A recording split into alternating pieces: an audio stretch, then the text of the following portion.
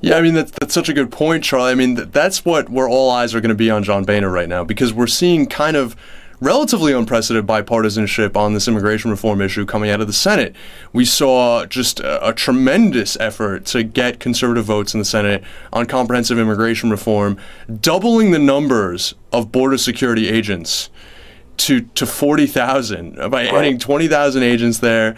They're calling it a 5-point plan. So there's the border agent surge. There is the fact that they're going to build at least 700 miles more of fence. They're going to implement E-Verify. I mean, and a couple other really big border security components there, that people won't get permanent resident status until they're completed, essentially. And they're hoping that that will send this through the Senate with more than 70 votes.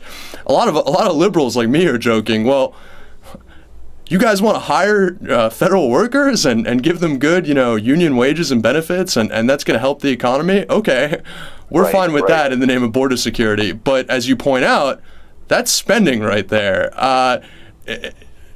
Boehner has said that he'll bring this bill he's determined to help bring this bill through, but he's also said that he wants to obey the Hastert rule, majority of the majority. I mean, is that...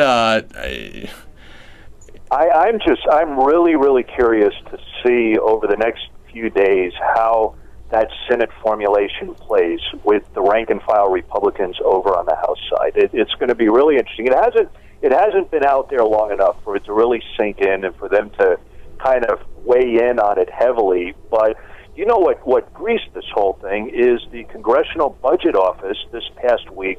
They assess how much legislation will cost over a 10-year period.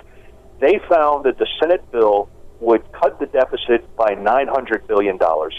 That's what created the pot of money that allows them to put an extra $30 billion a year into border security, hiring all those people who you're talking about. And you're right. From an economic standpoint, that's a lot of jobs, and that's a real government jobs program. So they get all of that deficit reduction, but I'm just very curious to see how the conservative members of the House look at spending an additional $300 billion on border security over 10 years, regardless of that $900 billion. A lot of those folks would say, if this saves $900 billion, that should all go to deficit reduction.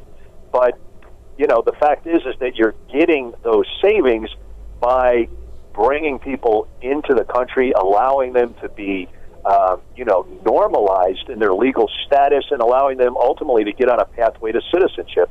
That's the thing that's creating this kind of quote-unquote economic bonanza, and conservative House members hate that idea. So, it's such a good point. And the conundrums that John Boehner and the folks in leadership, and certainly Marco Rubio, who will be devastated if this does not go through, are tremendous, and we're going to be following it closely, and we're looking forward to your updates on a weekly basis. Charlie Mitchell, a veteran reporter, our congressional expert and correspondent for Take Action News, thanks so much for joining us. Great. Thank you, Daniel. Coming up next on Take Action News, we're going to be talking to an opponent of a pathway to citizenship for undocumented immigrants. His name is Brian J. Fisher. He's the Director of Issue Analysis for the American Family Association. You're not going to want to miss this, so stay tuned.